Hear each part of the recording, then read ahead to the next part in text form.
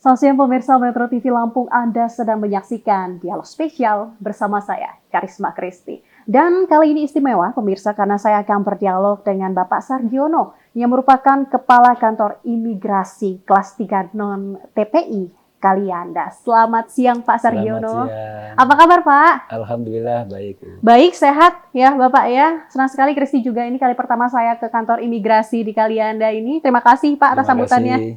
Baik, Bapak, kita di awal akan mengetahui gambaran sedikit Pak terkait dengan pelayanan apa saja yang sebenarnya sudah diberikan kantor imigrasi kelas 3 non TPI Kalianda.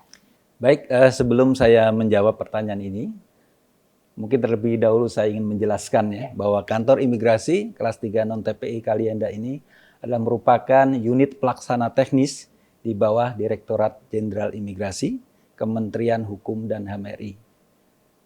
Yang dalam menjalankan fungsinya di daerah Kabupaten Lampung Timur dan Kabupaten Lampung Selatan.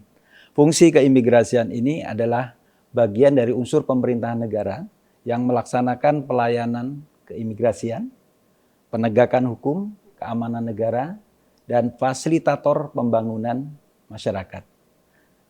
Dalam menjalankan fungsi pelayanan, tentunya kantor imigrasi kelas 3 non TPI Kalianda memberikan pelayanan terhadap warga negara Indonesia maupun warga negara asing.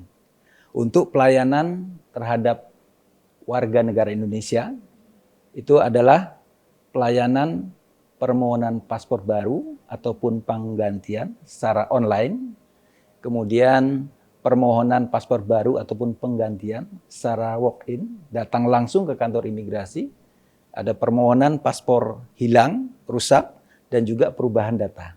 Kemudian untuk pelayanan bagi warga negara asing, ya, itu meliputi pemberian ataupun perpanjangan izin tinggal terbatas, pemberian, perpanjangan izin tinggal tetap, perpanjangan izin kunjungan, dan juga pelayanan-pelayanan lain yang ada di kantor imigrasi. Baik, berarti di kantor imigrasi kelas 3 non TPI Kalianda ini tidak hanya melayani WNI aja ya Betul Pak ya, sekali. tapi WNA juga ya Pak. Namun kita bergeser sedikit Pak terkait mungkin ini juga banyak masyarakat yang masih mengira bahwa masa berlaku paspor itu hanya 5 tahun. Iya. Padahal sekarang sudah 10 tahun. Betul. Betul ya Pak ya? Dan sudah diberlakukan juga. Itu sejak kapan Pak? Ya, terkait dengan kebijakan masa berlaku paspor 10 tahun ini tentunya didasari oleh Peraturan Menteri Hukum dan HAM nomor 18 tahun 2022 tentang perubahan Permenkumham nomor 8 tahun 2014 tentang paspor biasa dan surat perjalanan laksana paspor. Di pasal 2A ayat 1 disebutkan masa berlaku paspor paling lama 10 tahun sejak diterbitkan. Ya. Jadi untuk paspor 10 tahun ini sudah diimplementasikan sejak 12 Oktober tahun 2022 dan antusiasme masyarakat sangat-sangat tinggi. Termasuk di Lampung Selatan dan juga Lampung Timur Pak? Betul. Jadi dengan antusiasmenya masyarakat, tentunya permohonan paspor ini sangat meningkat. Ya, bisa kita lihat dari permohonan tahun bulan November ya, November 2022 itu permohonan paspor di kantor imigrasi Kalianda dari 866, kemudian di bulan Desember 1513, kemudian di bulan Januari 1835 dan di bulan Februari itu sekitar 1736 untuk pelayanan paspor ya. Baik.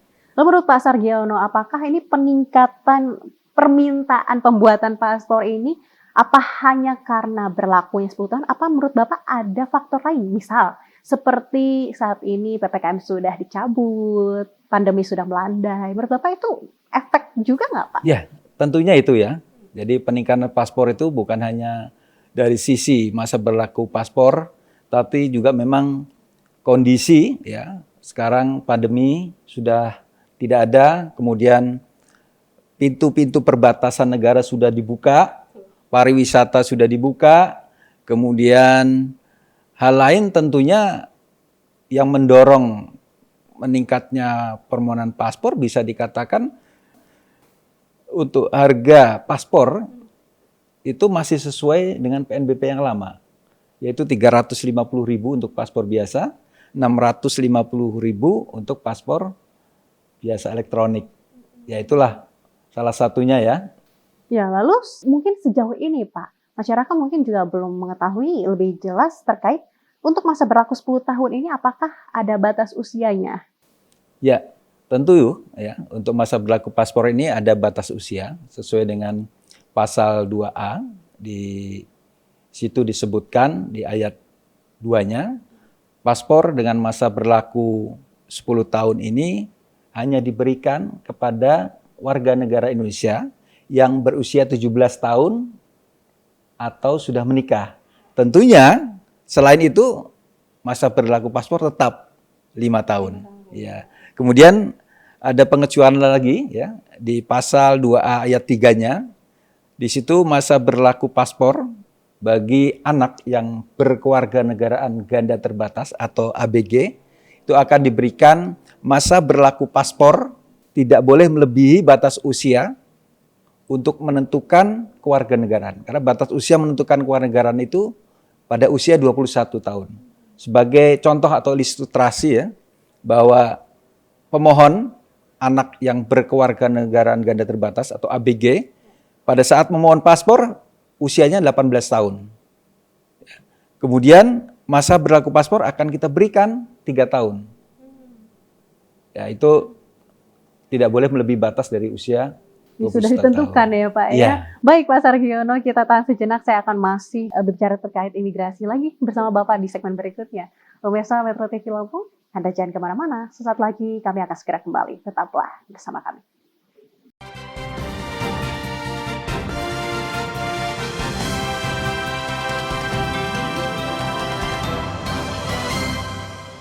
Ramadan, Ramadan, Ramadan. Assalamualaikum warahmatullahi wabarakatuh. Marhaban ya Ramadan. Bulan Ramadan adalah bulan yang penuh berkah. Mari kita jalankan ibadah bulan Ramadan dengan hati yang penuh kedamaian, harmoni, dan kegembiraan. Semoga di bulan suci yang berkah Allah melindungi dan membimbing kita semua. Saya Profesor Dr. Insinyur Lusmelia Afriani, DA IPM, Rektor Universitas Lampung, mengucapkan selamat menjalankan ibadah puasa. Wallahul muwaffiq ila aqwamit thoriq. Wassalamualaikum warahmatullahi wabarakatuh. Ramadan, Ramadan, Ramadan. World News, bringing you current issues, sports, and entertainment.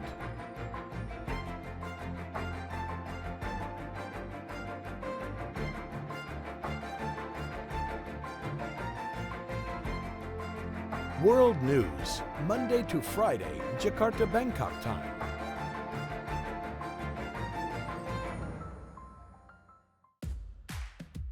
Cara mudah nonton Magna Channel via set-top box.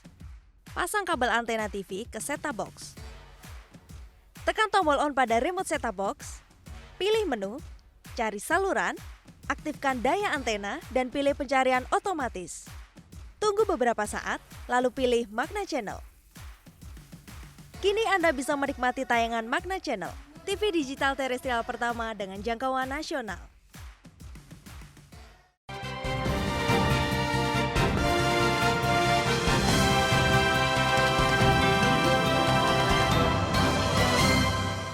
Ya, pemirsa, Anda masih menyaksikan dialog spesial dan saat ini saya masih bersama dengan Pak Sargiono.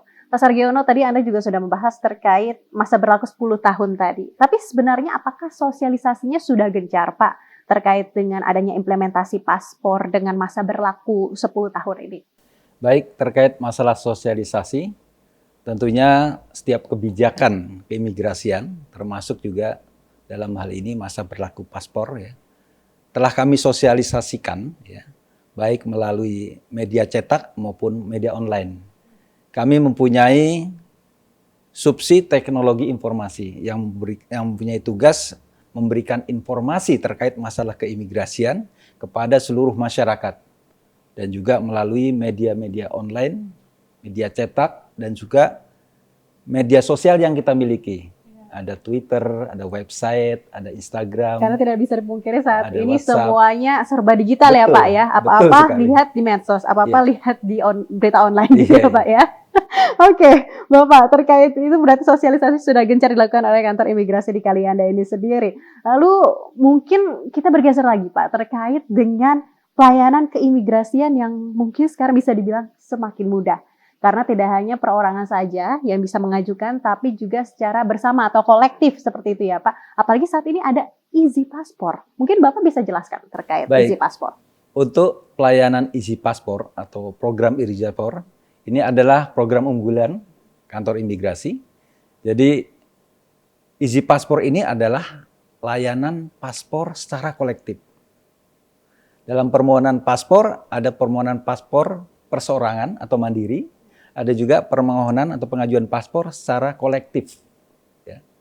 Untuk syarat permohonan paspor secara kolektif, ya, ini bisa juga dari badan hukum, ataupun instansi pemerintah, instansi swasta, ataupun masyarakat yang tinggal di komplek-komplek perumahan, ya, dengan syarat kumpulkan sekitar 30 sampai 50 orang lah. 30 sampai 50 ya, 30 orang ya Pak. sampai 50 orang ya. Silakan menghubungi headline kantor imigrasi Kalianda untuk mengajukan permohonan untuk pelayanan Easy Passport. Nah, pelayanan Easy Passport ini Ya apa membedakannya? nih, yang Pak? membedakannya, yang pertama, pemohon paspor tidak perlu datang ke kantor imigrasi. Petugas imigrasi lah yang akan datang ke Ke tempat yang tempat tujuan tadi yang itu. dituju itu. Kemudian dari alur permohonannya juga berbeda. Ya. Untuk alur permohonan Easy Passport ini berbeda dengan yang pada umumnya. Yang umumnya pemohon paspor itu mengajukan melalui aplikasi M-Passport secara online. Ya. Kalau Easy Passport tidak perlu, ya, tidak perlu secara online. Tugas imigrasi datang, langsung mengecek persyaratan, ya. Kemudian dari segi waktu, ya, hemat tenaga, hemat biaya, ya. Imigrasi datang situ, tinggal menyiapkan persyaratan yang ada seperti KTP, kartu keluarga, akte lahir atau surat nikah, ya. Nah, kira-kira seperti itu. untuk Dan itu pelayanan sudah Easy berjalan secara baik di kantor imigrasi Kalianda sendiri, Ya. sendiri Pak. untuk Pelayanan Easy Easy Passport. Passport sudah kita laksanakan secara baik dan banyak instansi pemerintah Ya, ataupun siapa sudah swasta. menerima Pak? Ya, di antaranya ya seperti instansi pemerintah itu dari Kementerian Agama Lampung Timur, ya, untuk permohonan paspor ibadah haji, ibadah umroh, kemudian dari juga ada KBIH, ya, KBIH untuk mengajukan permohonan paspor umroh. Kemudian ada juga dari ASDP Bakauheni, kemudian dari PT-PT lain yang mengajukan untuk pelayanan Easy Passport. Akan kita laksanakan, akan kita berikan pelayanan yang terbaik pada masyarakat. Baik, kemudahan itu selalu diberikan oleh kantor imigrasi sendiri.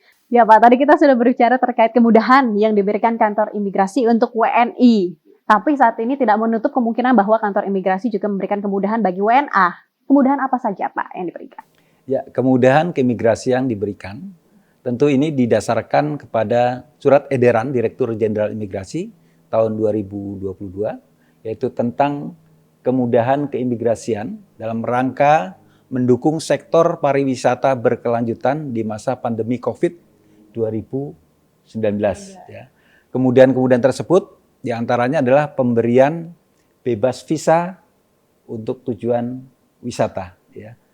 Untuk pemberian bebas visa kunjungan wisata ini tentunya tidak semua negara, ya, yaitu negara-negara ASEAN saja, ya, seperti Singapura, Malaysia, Dibatasi juga ya Pak ya Thailand, ternyata ya. ya itu ya. Ya, itu tentunya juga didasari dengan azas manfaat dan azas resiprokal atau imbal balik, ya. Jadi kalau kita memberikan bebas visa, tentunya warga kita juga diharapkan bebas visa juga. Nah, seperti itu kira-kira, ya. Kemudian pemberian visa on arrival atau VOA ya.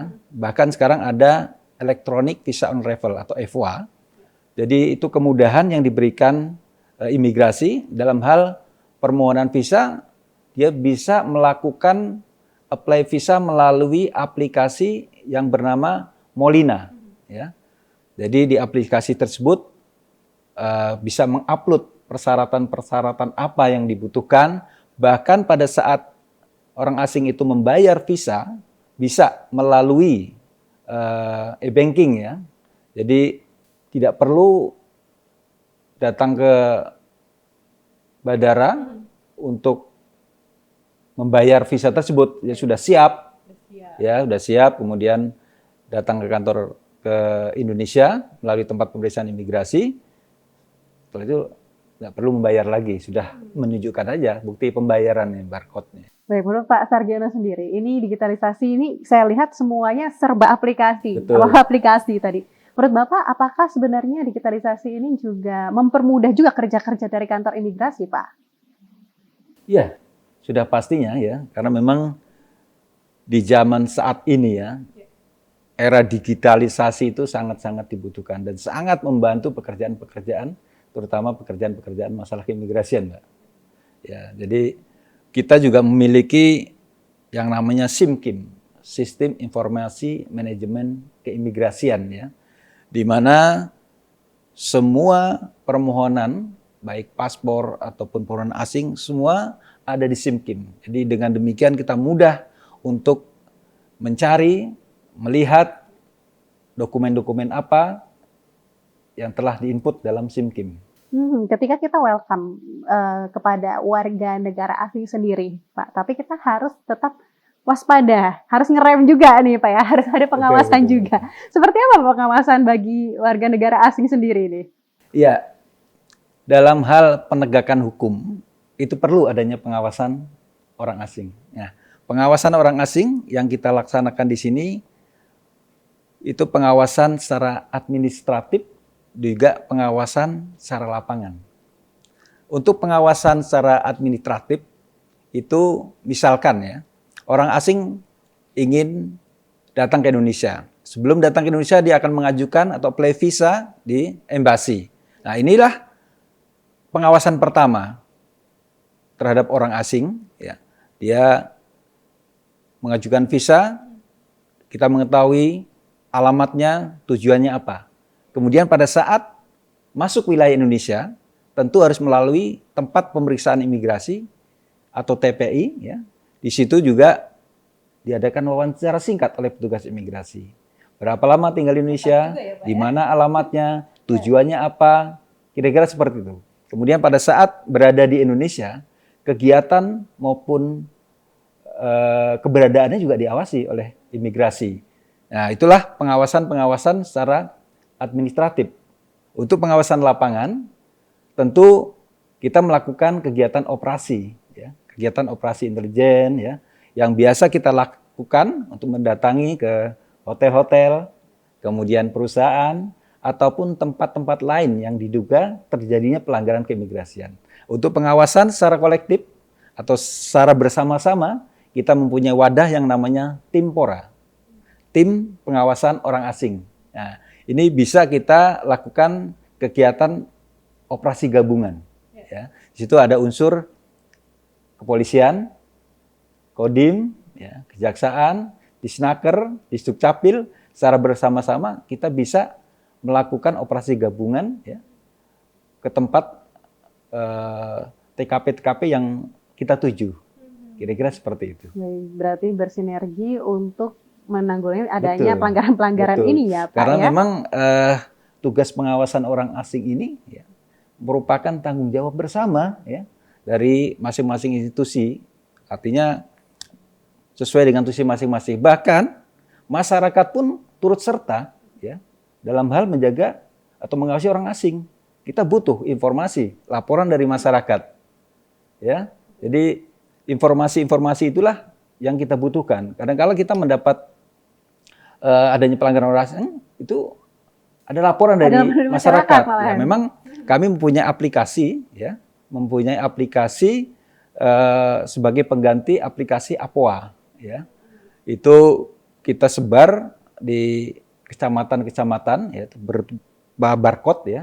Jadi tinggal di scan saja, kemudian diisi ada laporan apa nih, ada orang asing. Kemudian setelah itu kantor imigrasi akan membaca dan menindaklanjuti laporan tersebut. Nah, kita tentunya perlu kita analisa dulu kan ya. Kita analisa sampai laporan itu atau informasi itu A1. Kira-kira seperti itu. Baik, oke Bapak, kita tahan dulu, nanti kita lanjutkan di segmen Baik. berikutnya Pak Sargiono. Oke. Pemirsa Metro TV Lampung, Anda jangan kemana-mana, sesaat lagi kami akan segera kembali. Tetaplah bersama kami.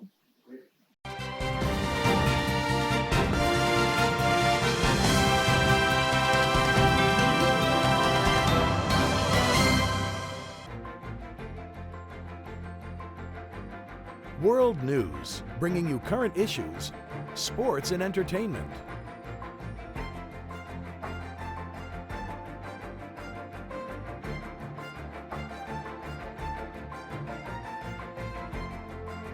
World News, Monday to Friday, Jakarta, Bangkok time.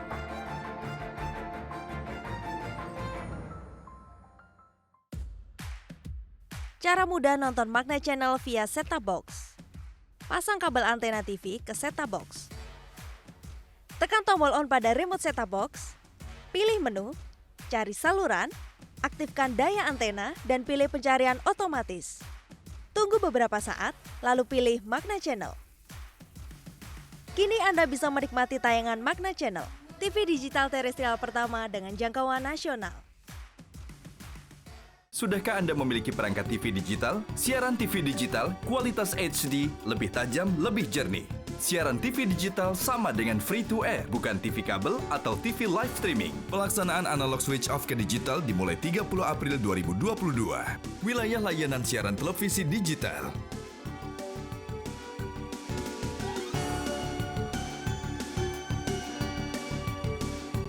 Ayo siapkan perangkat TV digital Anda.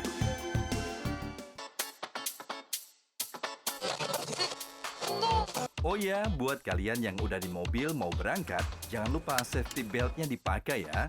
Terus, cek juga ban, rem, dan pastinya harus selalu jaga jarak aman sama mobil lain.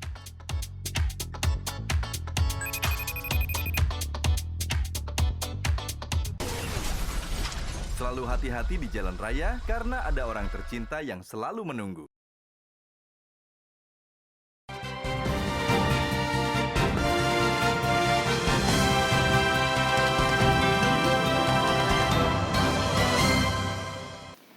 Ya pemirsa, Anda masih menyaksikan dialog spesial. Pak Sargiono, tadi Anda juga menyentil terkait adanya bebas visa, itu juga kebijakan dari pemerintah. Tadi Anda bilang untuk mendongkrak perekonomian.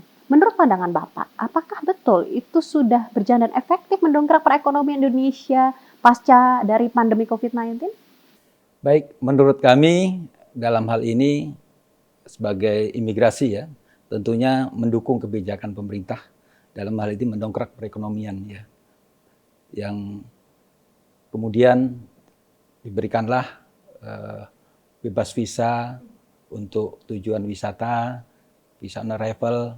Menurut kami dalam hal ini sangat mendongkrak tentunya. Namun demikian plus minusnya juga pastinya ada kan gitu ya. Dengan banyaknya orang asing yang datang ke Indonesia, tentu potensi pelanggaran-pelanggaran itu pun akan muncul ya. Oleh karena itu, perlulah adanya pengawasan orang asing. Lalu seperti apa Pak, sejauh Anda memandang seperti itu ya, pelanggaran mayoritasnya itu yang dilakukan WNA ini apa saja sebenarnya Pak? Ya pelanggaran yang biasa dilakukan oleh orang asing, yang paling banyak adalah pelanggaran overstay atau melebihi izin tinggal yang diberikan. Selain itu juga ada pelanggaran penyalahgunaan visa. Visa untuk wisata digunakan untuk bekerja. Kira-kira seperti itu ya. Itu kira-kira pelanggaran yang paling banyak yang ada. Dominan seperti itu ya Pak ya. Betul. Dan seperti apa kantor imigrasi untuk menanggulangi atau untuk menegur setidaknya agar WNA itu tidak seperti itu lagi? Apa yang diberikan kantor imigrasi Pak? Tentunya perlu adanya pengawasan ya. Pengawasan keberadaan maupun kegiatan orang asing tersebut. Ya. Jadi dalam hal ini kita bisa melakukan pengawasan secara mandiri dan juga pengawasan secara gabungan yang disebut tadi Timpora itu. Untuk pengawasan mandiri biasa kita melakukan operasi intelijen ya, ke perusahaan, kemudian ke tempat-tempat lain yang diduga terjadinya pelanggaran keimigrasian. Sulit nggak sih Pak menjalankannya Pak? Ya karena memang itu sudah menjadi tugas pokok kami ya sepertinya biasa saja, tidak ada sulit. Baik, oke. Lalu tadi kita sudah berbicara tentang pengawasan warga negara asing, seperti itu ya Pak ya.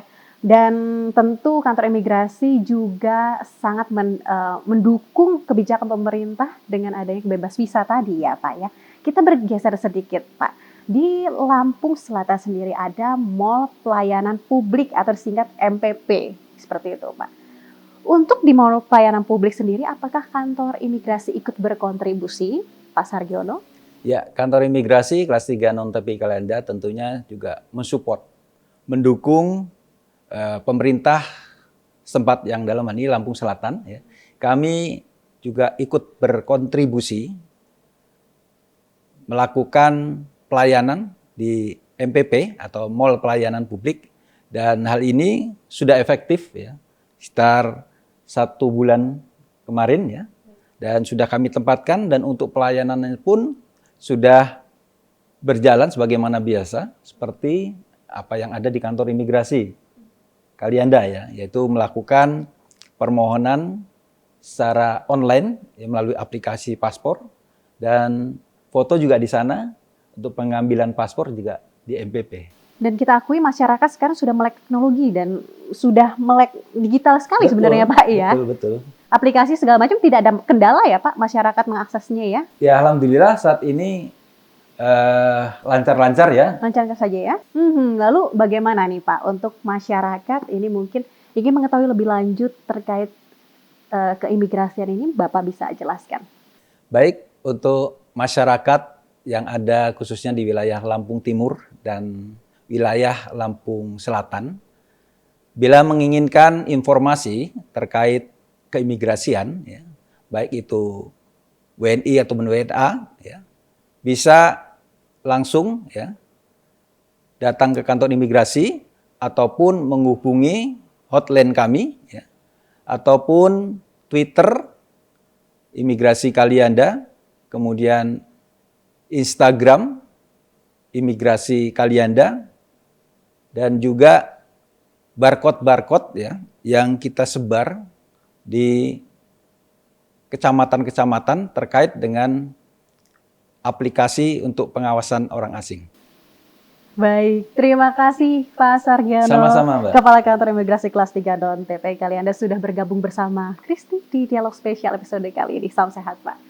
Pemirsa Metro TV Lampung, usai sudah perjumpaan kita dalam dialog spesial kali ini. Saya Karisma Kristi, beserta kru yang bertugas pamit undur diri, salam kesehatan. Sampai jumpa.